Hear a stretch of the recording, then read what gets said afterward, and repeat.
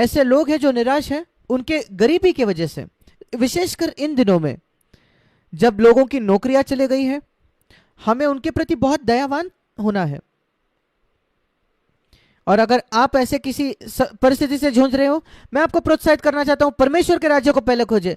और परमेश्वर अद्भुत बातें कर सकता है कि वो आपको मार्ग खोलेगा आपके परिवार के जरूरतों के लिए प्रावधान करने के लिए। परमेश्वर बहुत ज्यादा दिलचस्प है हमारे परिवार में, हमारे पत्नी और बच्चों के खाना खिलाने में, उनको शिक्षा देने में, ताकि वो कल एक नौकरी पाए। क्योंकि उसने हमें सिखाया कि हम प्रार्थना करें, हे हमारे स्वर्गीय पिता आज की रोटी तो हमें दे। वही प्रार्थना यीशु ने हमें करने सिखाई। उसने कहा कि तुम इसको हर दिन प्रार्थना कर सकते हो।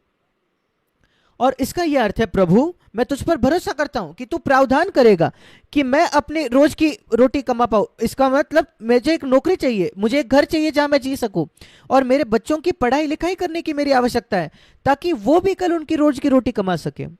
और इस वजह से इसमें कुछ गलत नहीं है कि हम इन बातों को प्रभु से मांगे, और ये विश्वास रखें कि परमेश्वर किसी ना किसी तरीके से हमारे जीवन में सारी बातों को सही करेगा।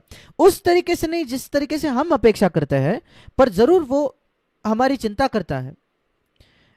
ऐसे लोग हैं जो, उदाहरण शायद आप में से कोई विधवा है और आपके पति की मृत्यु हो गई।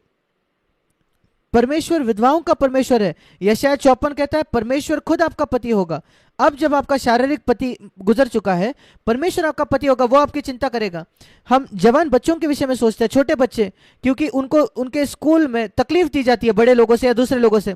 ये बहुत साधारण बात हो गई, आज आम बात हो गई। शायद आपके बच्चे गुजर रहे हैं, हमें उनको प्रोत्साहित करना है। कोई बात नहीं अगर दूसरे लोग आपको तुच्छ जानते हैं, आप पर हंसते हैं, याद रखिए यीशु आपसे प्रेम करता है। उस बात से हमें अपने बच्चों को प्रोत्साहित करना है कि मांगे कि यीशु आपके साथ हो हमेशा। जब आप स्कूल जाओ, हमें अपने बच्चों को यह बताने की आवश्यकता है, और कि वो बहुत जवान उम्र में यीशु मसीह में विश्वास में आ जाए। और एक और बात मैं कहना चाहता हूं, अलग अलग प्रकार के हमारे व्यक्तित्व हो सकते हैं। कुछ लोग बहुत खुश होते हैं, सबसे बात कर सकते हैं, पर यह सिर्फ बाहरी होता है।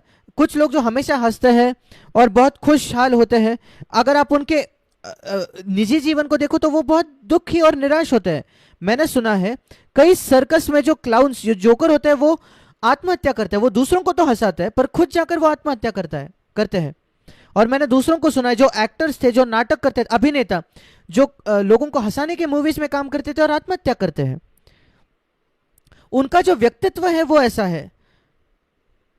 हमें यह बात याद रखनी है कि कुछ लोग बहुत बात कर सकते हैं और कुछ लोग अंदर ही अंदर रहते हैं। परमेश्वर ने आपको जैसे बनाया उससे अलग होने की कोशिश ना करें। परमेश्वर ने हम सबको अलग बनाया है, और हमें कभी यह कोशिश नहीं करनी कि काश मैं दूसरे व्यक्ति जैसा बनता। परमेश्वर ने निर्णय लिया कि आप उनके जैसे ना बनो, आपको आपके जैसा ही बनना है। यह एक पहली बात है जो मैं आपको कहूंगा। बिल्कुल इससे संतुष्ट रहे जिस व्यक्तित्व को परमेश्वर ने आपको दिया है। जब आपका जन्म हुआ, मेरा जन्म हुआ, और मैं बहुत ही अंदर देखने वाला, मैं बहुत ज्यादा लज्जाता था, शर्म आती थी। आप शायद इस पर विश्वास नहीं करोगे जब आप मुझे बात करते हुए सुनते हो, पर मैं बिल्कुल ऐसा ही था। मैं बिल्कुल भी ऐसा व्यक्ति नहीं था जो एक पार्टी में सबसे मुख्य स्थान ले सके या दूसरों को हाय कह सके, आसानी से बात कर सके। मेरे लिए बहुत कठिन था लोगों से जाकर बात करना और उनसे मित्रता करना, पर यह मेरा व्यक्तित्व था। पर जैसे मैं परमेश्वर को जानने लगा, मैंने पाया कि मेरी आनंद मैंने यीशु मसीह में पाया, और उसने मेरे व्यक्तित्व को बदल दिया। और जब आप अपने आनंद को यीशु में पाते हो और लोगों की रजामंदी नहीं चाहते, आप अपने आप को बदलने की कोशिश ना करें, क्योंकि आपको लोगों को प्रसन्न करना है। प्रभु मैं एक आनंदी मसीह होना चाहता हूं तेरी उपस्थिति में। मैं दूसरों को यह नहीं छवि दिलाना चाहता कि मैं आनंदी हूं, नहीं, जब कोई नहीं देख रहा तब मैं आनंदी होना चाहता हूं। मैं सिर्फ लोगों पर यह छवि नहीं करना चाहता कि मैं खुश हूं, मैं आपकी उपस्थिति में हमेशा खुश होना चाहता हूं। और इसलिए मैं इसको बताना चाहता हूं, अपने आप को, अपने व्यक्तित्व के लिए अपने को दोष मत देना। आप उसी के साथ जन्मे हो और पवित्र आत्मा इस वजह से आया है। आपकी जो निर्बलता है व्यक्तित्व की, उनको निकालने के लिए हमारे व्यक्तित्व के वो क्षेत्र जो मसीह जैसे नहीं है, जो परमेश्वर को अपमानित करते हैं, और उन क्षेत्रों में हमें बदलाव करने का मदद करता है। और मैंने देखा है अपने जीवन में इसको होते हुए, थोड़े थोड़ा करके पिछले 62 वर्ष में जब मैं मसीह था, ये धीरे धीरे हुआ। पर यही तो मसीह जीवन है। मसीह जीवन एक यात्रा है जो सिद्धता की ओर। हम सिद्ध नहीं है। मसीह जीवन एक पर्वत पर चढ़ने जैसा है, सिद्धता का पहाड़। और यीशु मसीह भी इस पृथ्वी पर आया बिल्कुल हमारी तरह, और वो हमारी तरह परखा गया, पर उसने कभी पाप नहीं किया। यह हमारा व्यक्तित्व नहीं है कि हमें चिंता करनी है जिसके विषय में, हमें पाप के विषय में चिंतित होना है।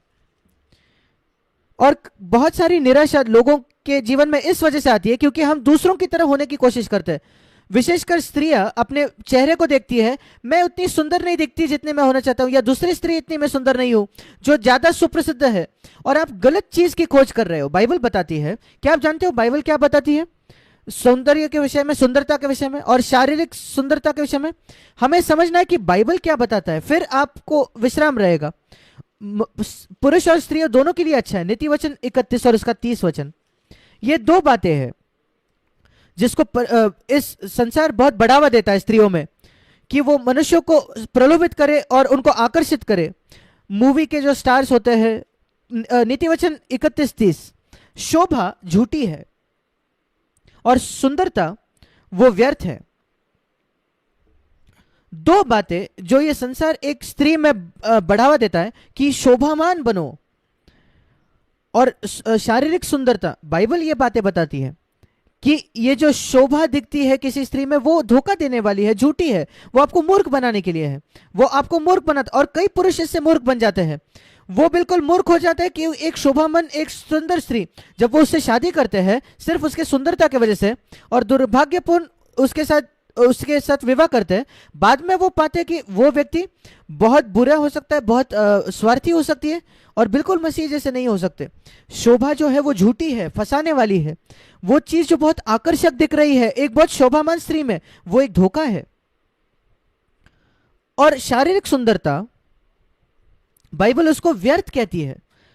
नीति वचन 31-30। आप बहनें बिल्कुल निराश ना होना अगर आप उतनी शोभामान नहीं है, उतनी आकर्षक नहीं है दूसरों की तरह, क्योंकि बाइबल ये बातें निराशा लाती है, और इन बातों से हमें निराश नहीं होना चाहिए। और मैं चाहता हूं कि आप छुटकारा पाए इससे। परमेश्वर एक ऐसा परमेश्वर है जो हमें प्रोत्साहन देता है। सबसे आकर्षक, अच्छे दिखने वाले स्त्रियां वो नए जन्म पाए हुए मसीह नहीं है।